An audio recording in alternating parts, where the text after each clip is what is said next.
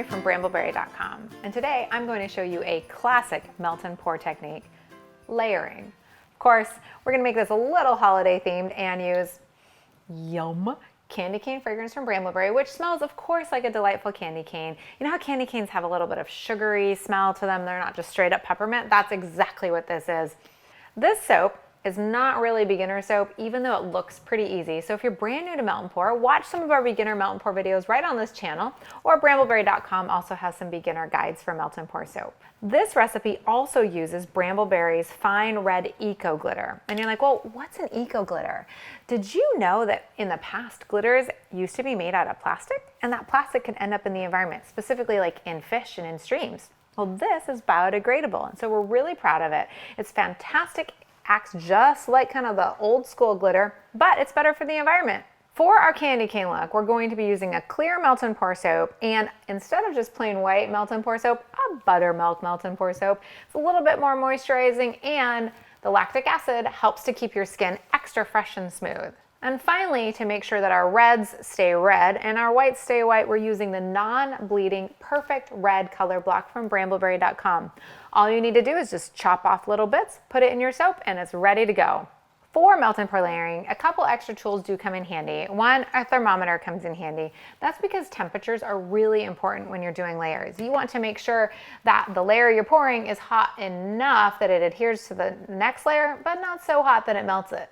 The next is rubbing alcohol. In this case, it helps to disperse any bubbles that may form when you're pouring that second layer, and also helps the layers stick together. So we are going to be spraying this in between each and every layer. So the first step for melt and pour soap is to chop it into easy to melt pieces. Now, if you end up just putting like the whole block of soap in the microwave, like a 1 pounder or a 2 pounder, it ends up melting really unevenly and scorching in places. So you do want little tiny kind of ½ an inch by ½ an inch cubes to melt down easily. Couple ways to do this. One, you could just melt down each layer individually, because remelting and remelting and remelting soap does sometimes produce kind of gummy soap that's burned. But if you're really experienced with melt and pour, you can kind of work it. So I'm going to melt all of mine down at once. However, if you're new at melt and pour soap, you might want to split this off into a few different batches and color and scent each batch individually. So the first layer we're going to be working with is the red. So I'm going to melt down the clear right now, and I'm going to really be careful. Again, I don't want to burn this, so I'm actually going to do like 30-second, 45-second bursts and make sure that this doesn't get too hot. So this is mostly melted, and I didn't melt it all the way because I am going to use this time to just get in my color block and stir a little bit. And so I'm just going to take my color blocks, move it into kind of smaller pieces, because then it actually melts in more easily. And with the color block, this is an opaque color. And so if we want it to stay just a little bit translucent, you just want to kind of add color slowly. Remember, because you can put more in, but you can't take it out. And this actually looks pretty perfect. I did just about half the color block. I'm going to check my temps right now and kind of see where we're at. We're just a little bit hot. We're above 150. And I kind of want this to be, well, for all the subsequent layers, kind of 135 or below. So we are definitely fully melted, done putting this in the microwave for this layer, and now it's time to add fragrance. I'm going to do about 0.5 ounces. This is melt and pour soap, so it's a little bit lesser usage rate than cold process soap, because it doesn't have to deal with the sodium hydroxide and the really, really, really high pH. And melt and pour really does take fragrance extremely well, and it kind of really makes it for a very strong fragrance compared to, say, cold process soap. So that's why it has a lower usage rate for fragrances. To make sure that my layers are really precise, I'm actually going to weigh out each layer. And so we're going for 10 ounces per layer. I'm just going to take my silicone mold here, put it here, I'm going to tare. And tare is a fancy way to say zeroing out the scale. And then I'm going to pour slowly until I get 10 ounces. And I'm pouring in the middle so I don't accidentally pour down the sides. If I accidentally pour down the sides, you get little stripes down the sides, which is a cute look, but not what we're going for. And I'm just right about 10 ounces now. So done. Now I'm going to spray with alcohol to get rid of the bubbles on the top. And then I'm going to wait for about probably 10 to 15 minutes until this hardens up. And then I'm going to go for my white layer. Now, since my red layer is right over here and I did my entire batch of red at once, I'm just going to put a little saran wrap on the top of this. And that's to help prevent a skin from forming on the top of the soap, so I have a little less remelting to do. Remember, the more remelting you do, the more liquid evaporates out from the soap, changing the texture of the soap. And we're really trying to keep a pretty even texture, so that way our layers remain smooth and even. So I'm just gonna put this to the side, a little bit of saran wrap on top, and now I'm gonna work on my white layer. Now that my white soap is melted, it's time to add the fragrance. We have 2 layers versus 3. So we're just gonna do 0.3 ounces of the candy cane fragrance.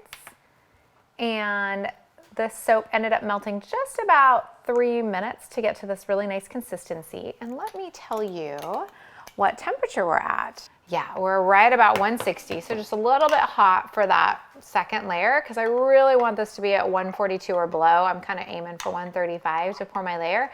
So I have a little bit of stirring to do to try and get this to go down in temperature. It'll happen pretty quickly. This is a pretty wide container, so the heat will evaporate and waft off pretty easily. While we wait for this to cool down, it's a good time to check on the red layer. So let's see where we're at with that. Ooh, wow. Got to be careful with that. That's got a nice skin on it. So this has just been sitting for about 5 minutes, and you can kind of see we've got a skin that's formed, but this skin is not so, see, you can see it's breaking, right? This is not so good that it's going to actually last if I try to pour another layer on it. We'll get some breakthrough. So this has to be another kind of probably 10 minutes at least. And this is really kind of the game we're playing, right? A little bit of waiting, a little bit of melting, a little bit of waiting. And so you really want to have a solid 45 minutes to an hour set aside for this project, even though you're not making soap the entire time. But you do want to really be paying attention to this. Now that my red is pretty hard, it's time to put this on the scale because I want to make sure that I get exactly 10 ounces of this white. Spray with rubbing alcohol first. We want those layers to really adhere. And now tare. I'm just going to pour from the middle. And I'm going for exactly 10 ounces for that very even layer. And this soap was the perfect pouring temperature, right about like 130, 135, which is great. Just sprayed with rubbing alcohol.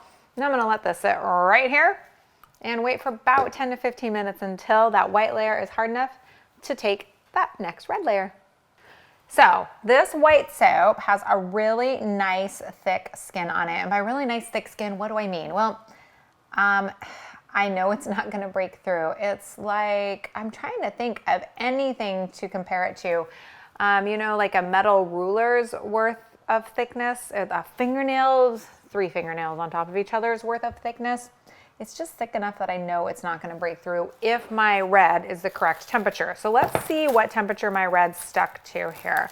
Hopefully, it's still really nice and liquidy. So we're right around 140. So we're good. So I'm just going to spray with a little bit of rubbing alcohol again. That's to help with the evenness here and also to break up bubbles. And now for this, I'm going to pour slowly. I'm going to pour throughout the whole thing because I don't want there to be too much surface tension or too much weight on one area. And remember, turn your scale on ahead of time so that you can actually get exactly 10 ounces in. So here we go. And it's not quite there. Ooh, yikes. It's always so scary. I don't want any breakthroughs with the layers here. Okay, perfect. So now there's a lot of bubbles on here. I'm just going to spray with some rubbing alcohol. And there we go, done and done. And I'm just going to cover my red right back up. Now this is getting a little bit cooler, so it's probably going to need to be melted for like 30 seconds the next go round, but I'm just going to cover it up to help keep the skin from forming on the top of this. Set this aside for 10 to 15 minutes and I'll meet you back here for the next layer.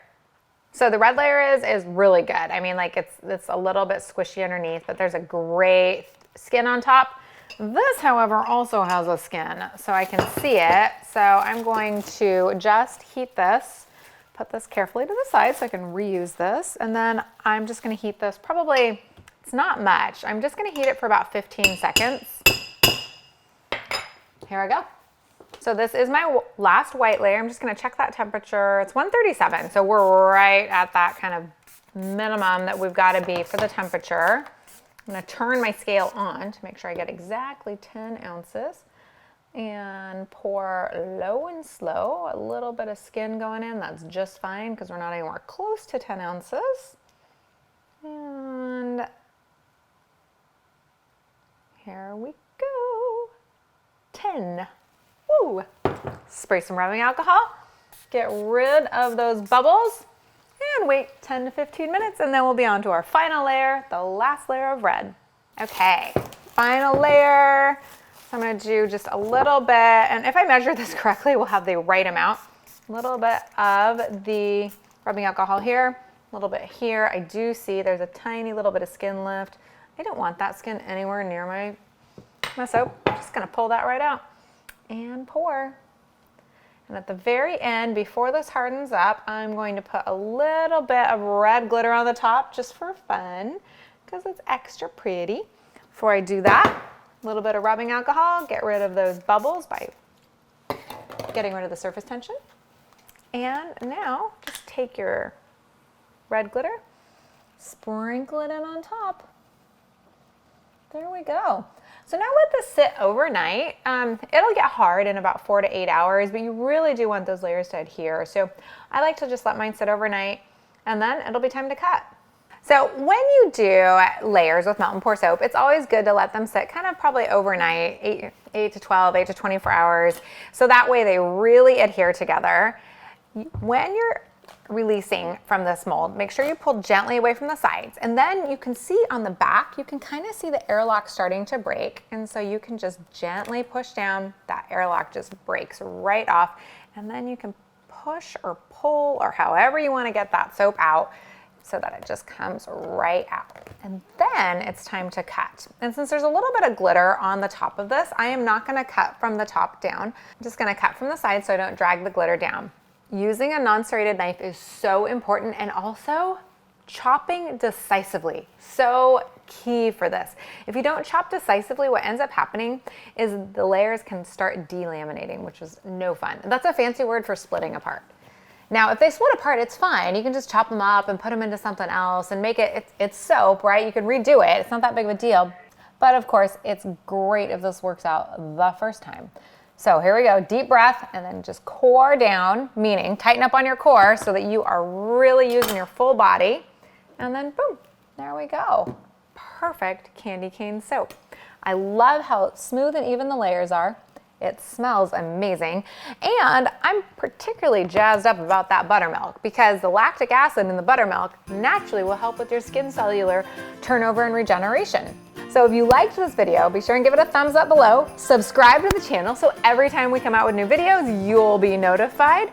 And of course, when you are making this project or any project with products you get from Brambleberry, please hashtag it BrambleOn on your social media so we can see what you create and others can see what you create, because your creativity, your creations, it inspires us. Until next time, happy soaping.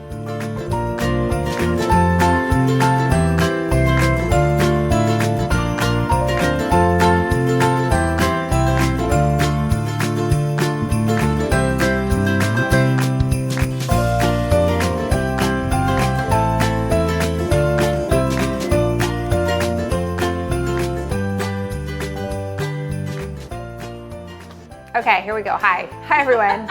Do you have 2 toilets in your house? Wait, side by side? Side by side is the kicker. Okay. All right, moving on.